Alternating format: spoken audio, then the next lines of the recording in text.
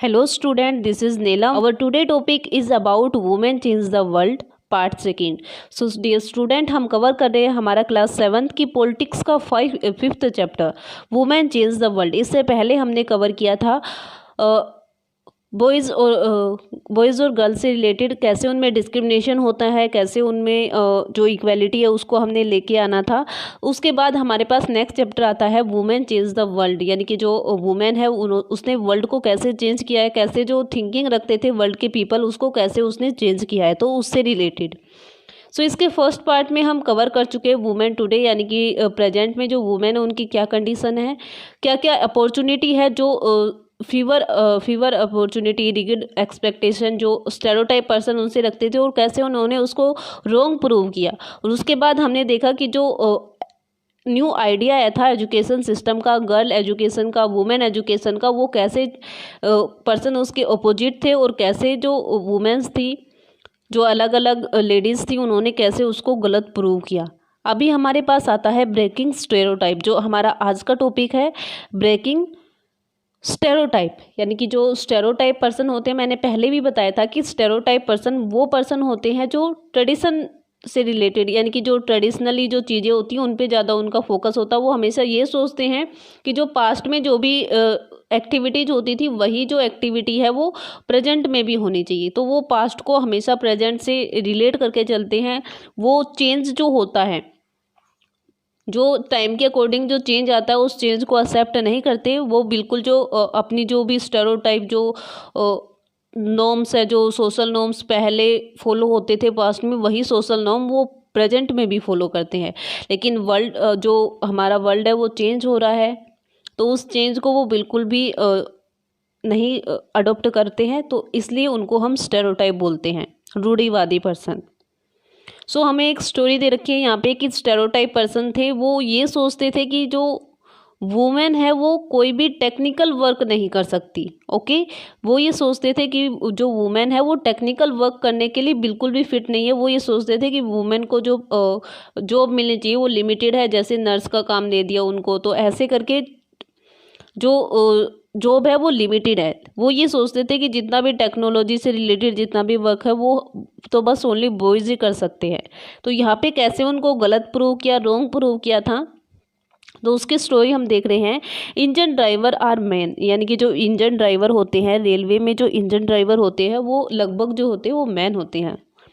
But 27-year-old Lakshmi Lakra from a poor tribal family in Jharkhand has begun to change thing. यानी कि हम ये मानते हैं कि इंजन ड्राइवर जो होते हैं वो मैन होते हैं, लेकिन 27-year-old 28 साल की लक्ष्मी लाकरा ने इस बात को गलत प्रूव किया कि जो इंजन ड्राइवर होते हैं वो बस ओनली मैन ही होते हैं.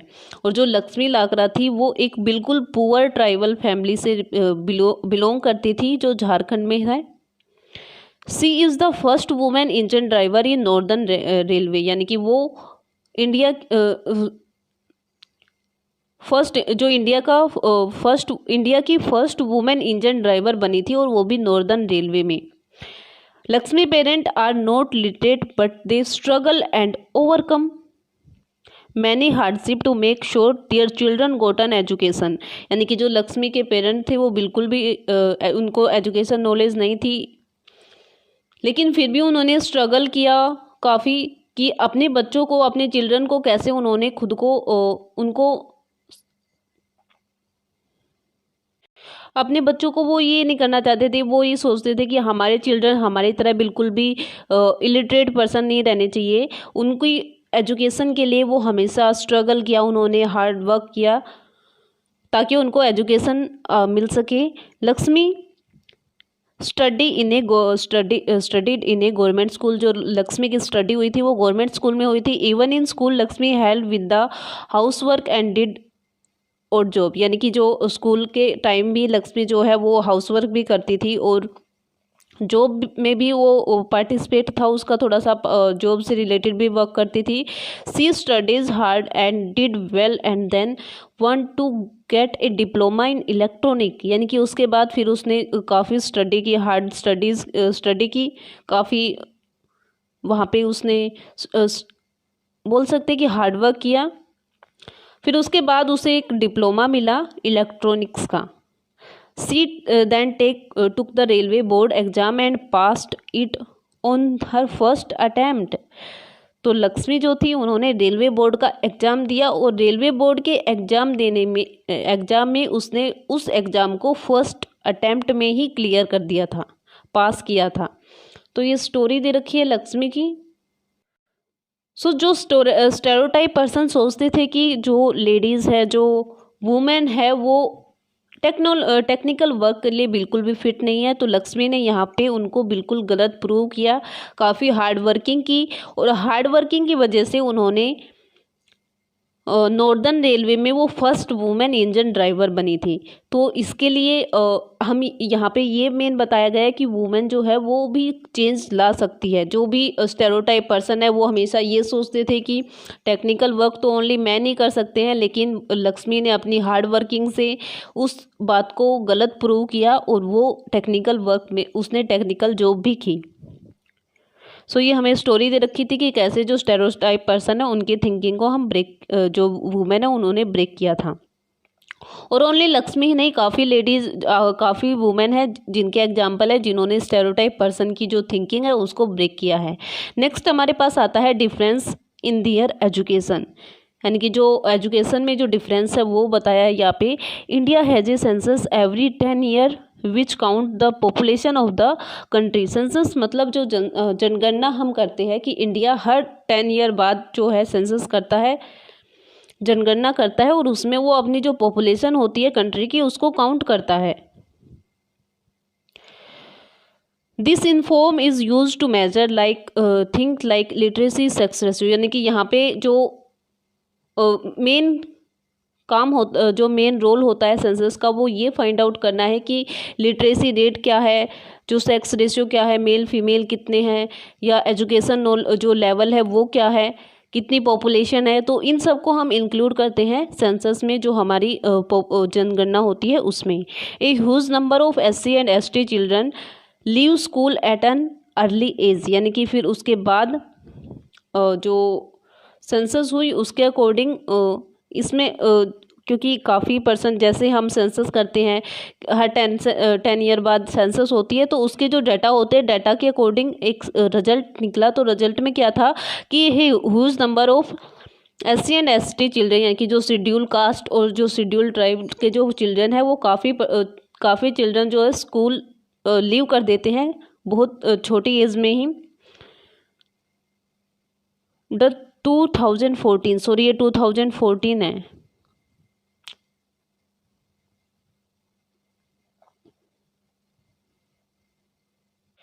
टू 2014 नहीं है, 2001 है। ओके, ये गलती से मिसप्रिंट हो गया क्योंकि हमारी जो सेंसस हुई थी वो हुई थी 2001 में, हर 10 ईयर के बाद पहले 2001 में हुई थी, तो ये यहाँ पे 2001 है। The 2001 census even show that the Muslim girl are less likely than Dalit girl to complete primary school, यानी कि इसमें ये बताया कि 2001 की 2001 की जनगणना हुई थी उसमें शो किया कि जो मुस्लिम गर्ल्स है उनको स्कूल में कम लाइक किया जाता था देन जो कंपेयर कर रखा है इसमें दलित गर्ल के साथ। इनकी इसमें ये बता रखा है कि जो सेंसस हुई थी हमारी 2001 में वो ये शो करती थी कि स्कूल में जो मुस्लिम गर्ल है उसको बहुत कम लाइक किया जाता था, लेकिन जो दलित गर्ल है उनको तो बिल्कुल भी लाइक नहीं किया जाता था। जो मुस्लिम गर्ल है वो लेस लाइकली, उनको बहुत कम लाइक किया जाता था, लेकिन जो दलित गर्ल्स थी उनको तो बिल्कुल भी लाइक नहीं किया जाता था। ये डिस्क्रिमिनेशन बता रखा है कि कैसे जो स्कूल है वहाँ पे भी SC और ST चिल्ड्रन है उनके साथ डिस्क्रिमिनेशन होता था। 2001 सेंसस के अकॉर्डिंग है ये। Many reason like non availability of teacher and school, lack of transport, cost of education, indifferent attitude of teachers and parents are responsible for negligence of education, यानी कि इसमें काफ़ी और भी रीजन दे रखे हैं जिसकी वजह से जो हमारा एजुकेशन सिस्टम था वो इम्प्रूव नहीं हो पा रहा था। तो क्या क्या रीजन दे रखे हैं, तो वो दे रखे हैं non availability of teacher, teacher available नहीं थे, स्कूल्स भी नहीं थे, ट्रांसपोर्ट भी हम जो फैसिलिटी वो नहीं मिल पा रही थी, एजुकेशन की कॉस्ट भी बहुत ज़्यादा थी, टीचर्स का जो एटीट्यूड था वो भी हर बच्चे के लिए, हर चिल्ड्रन के लिए, हर स्टूडेंट के लिए अलग होता था, पेरेंट्स और जो रिस्पॉन्सिबिलिटी थी एजुकेशन से रिलेटेड वो भी बिल्कुल उसमें भी नेग्लिजेंसी वो देखने को मिलती थी। तो ये सब रीजन थे जो हमारे एजुकेशन सिस्टम को इम्प्रूव जिससे नहीं हो पा रहा था। According to the 1961 census about 40% of all boys and man were literate. So यहाँ पे बता रखा है जो 1961 में जो सेंसस हुई थी उसके अकॉर्डिंग तो ओनली 40% पर्सन थे वही लिटरेट थे। और लिटरेट में भी किसको हम इंक्लूड कर रहे हैं कि वो पर्सन जिनको एटलीस्ट अपना नाम लिखना आता है, राइट दियर नेम, एटलीस्ट राइट दियर नेम, यानी कि उन पर्सन को हम इंक्लूड करते हैं, बॉयज़ और मैन को, जो एटलीस्ट अपना नाम लिख सकते हैं, वो थे 40%। ये हमारी सेंसस 1961 के अकॉर्डिंग था। जो 1961 में जो हमारी सेंसस हुई थी उसके अकॉर्डिंग ओनली 40% जो बॉयज़ और मैन थे, यानी कि मान के चल सकते हैं हम जो मेल पर्सन थे वो ओनली 40% थे। किसके अकॉर्डिंग? 1961 सेंसस के अकॉर्डिंग। लेकिन उसके बाद जो गर्ल्स और वुमेन का पार्ट था 1961 की सेंसस में, जो गर्ल्स और वुमेन का पार्ट था वो ओनली 15% का था। यानी कि अगर 40% मेल जो है वो लिटरेट है तो उस टाइम 15% जो गर्ल्स है वो जो गर्ल्स या वुमेन थी वो लिटरेट थी। तो ये अकॉर्डिंग टू 1961 सेंसस के अकॉर्डिंग है। लेकिन उसके बाद जो 2001 में जो सेंसस हुई उसके अकॉर्डिंग क्या था कि 76% पार्ट जो था वो, क्योंकि एजुकेशन लेवल जो था वो इम्प्रूव हुआ, गवर्नमेंट ने भी उसके लिए काफ़ी एक्शन लिए, पीपल्स में भी अवेयरनेस थी एजुकेशन को लेके, तो उससे जो एजुकेशन सिस्टम था वो इम्प्रूव हुआ और उससे हमारा जो लिटरेसी रेट है, लिटरेसी रेशो था वो भी इम्प्रूव हुआ। तो 2001 में जो फिगर था 40% का, तो 40% से वो हो गया हमारा 76%, और जो 15% था 15% से हमारा इम्प्रूव होके हो गया 54%। ओके, तो ये 2001 का डाटा दे रखा है हमें और 1961 का डाटा दे रखा है। लेकिन 2011 के अकॉर्डिंग जो हमारी सेंसस हुई थी 2011 में, तो उसके अकॉर्डिंग तो और भी ज़्यादा इम्प्रूव हो चुका है, लेकिन बुक में अभी 2001 का डाटा है। 2011 में तो और भी ज़्यादा जो हमारा लिटरेसी रेट है वो काफ़ी इम्प्रूव हुआ है, बॉयज़ और गर्ल्स, मैन और वुमेन दोनों से रिलेटेड। ये सेंसस के अकॉर्डिंग दे रखा है कि कैसे जो हमारा डिफरेंस था एजुकेशन लेवल में, पहले सेंसस हुई उसके अकॉर्डिंग क्या एजुकेशन लेवल था, उसके बाद जैसे हर साल बाद सेंसस हुई तो उसके अकॉर्डिंग कैसे जो हमारा लिटरेसी रेशियो है वो कैसे इम्प्रूव हुआ, तो उसके बारे में बता रखा है। और क्या क्या रीजन थे पहले एजुकेशन सिस्टम को इम्प्रूव ना होने के, तो ये रीजन दे रखे हैं यहाँ पे सारे। नेक्स्ट हमारे पास आता है वुमेन मूवमेंट, यानी कि जो वुमेन है उन्होंने वो काफ़ी मूवमेंट से भी रिलेट होती है। तो सबसे फर्स्ट दे रखा है women have individually and collectively struggle to bring about change, यानी कि वुमेन हमेशा चेंज के लिए जो भी चेंजेस होते हैं या जो स्टेरियोटाइप पर्सन होते हैं उनकी जो थिंकिंग होती है उसके अपोजिट जाके और उनको चेंज करने के लिए हमेशा इंडिविजुअली भी कोई स्ट्रगल करती है या कलेक्टिवली भी स्ट्रगल करती है ताकि वो चेंज ला सके। This is called women movement, यानी कि वुमेन जब वो चेंज लेके आती है तो उसको हम बोलते हैं women movements. Different strategies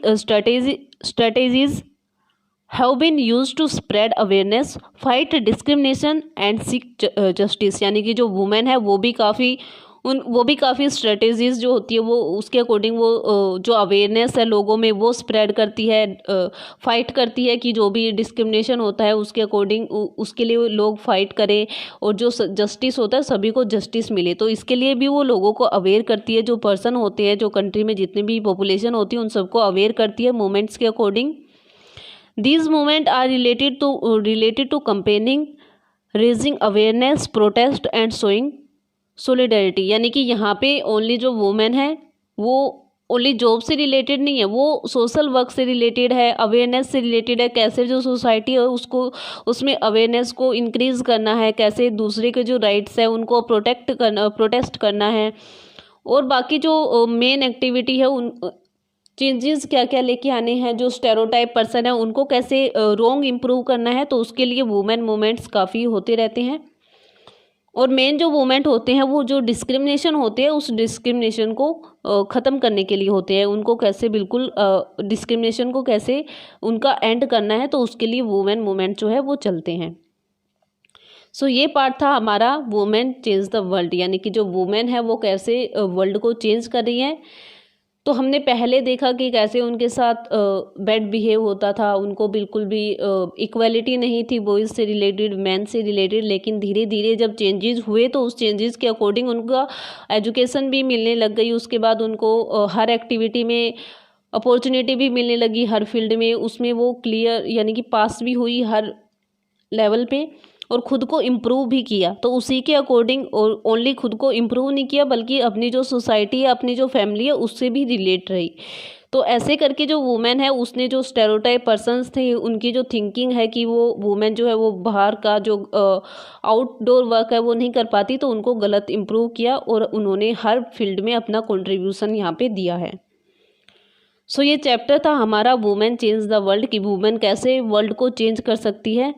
I hope आपको ये अच्छे से समझ आया होगा। Thank you.